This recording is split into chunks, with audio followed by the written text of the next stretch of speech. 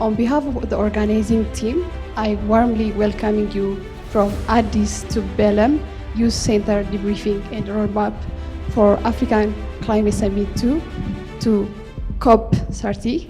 So we need to also co-create a roadmap in leading up to COP30, which is going to be in Belém, Brazil. So what are our priorities and how we can really reflect our interest towards COP30 as a young people. The future of Africa is not only tomorrow, it is also now. If Africa is to be the continent of the future, it will be because its youth have made it the continent of the present. So from Addis to Belém, we must move beyond discourse, beyond tokenism, and beyond excuse towards real action, real agency, as well as real transformation.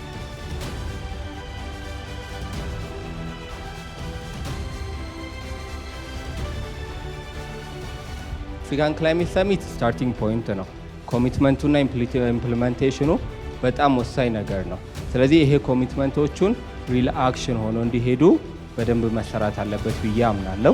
አይካ is not just an event, እሺ it's a movement ነው።